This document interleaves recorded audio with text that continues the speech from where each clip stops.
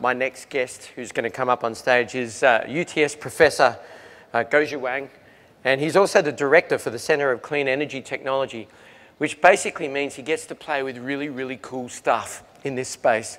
And he's going to come up here and tell us about some of the cool stuff he gets to play with. Guoxiu.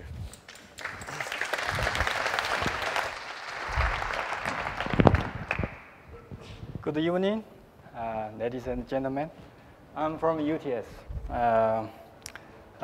Tonight, I would like to just quickly and simply outline the battery technology for our sustainable future. So, at the UTS, my center is mainly focused on the research and the development and also commercialization of different clean energy technology, including battery, fuel cells, hydrogen production, and biofuel cells. My center mainly currently involves two federal government-funded large projects.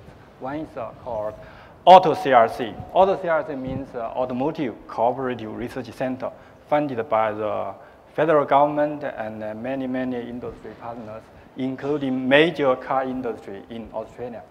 So at the UTS, our mission, our task given by the AutoCRC is to develop electric vehicles, particularly battery technology for future electric cars. So our AutoCRC target is to position Australia as the leading global manufacturer by developing low-emission vehicles. Also, another large research project my center currently is doing the battery technology for large-scale electricity storage. That is recently funded by the Australian Renewable Energy Agency called ARENA. The ARENA is an independent funding agency funded by the federal government. Unfortunately, ARENA will be cut by the current government in the future, but the future of ARENA is uncertain. But fortunately, we got this research project funded, just announced 2 weeks ago by the this is the ARENA CEO a few weeks ago. So next, I will very simply introduce what is the battery technology. We use battery every day in our daily life. This is the different rechargeable batteries, including different components. And also we can manufacture battery in different shapes. This is the lead-acid battery, the earliest rechargeable battery system invented more than 150 years ago. But currently, we still use the lead-acid battery for our cars. But this battery technology has a problem: toxic, low energy density, and also not environmentally friendly because it uses lead.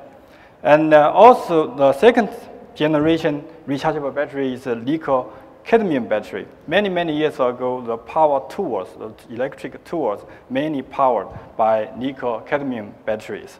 And then the third generation is a nickel metal hydride battery. Some people here maybe remember 15 years ago when first generation of mobile phone came to the market like this. It's like as big as a brick and very heavy.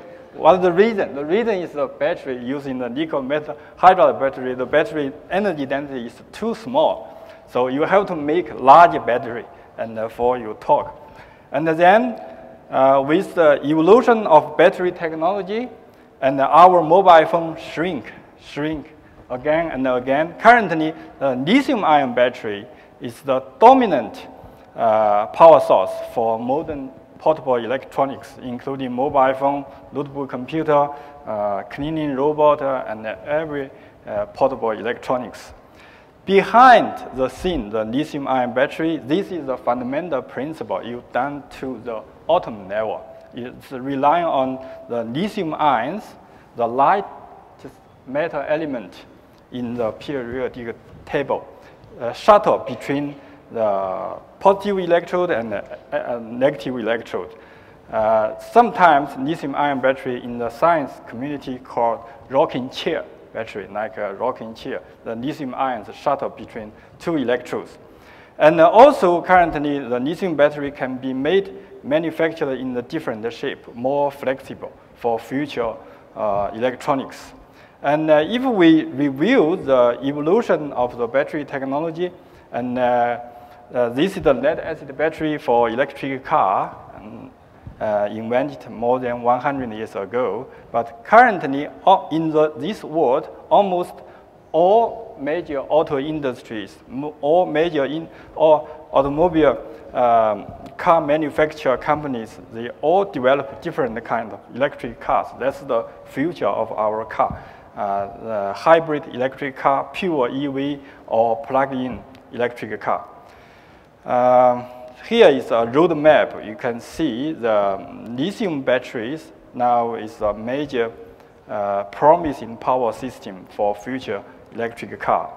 And the lithium-ion battery can be made in the different shape. This is the structure of the electric car. You can put the battery in the different place in the car. And also the battery technology also have another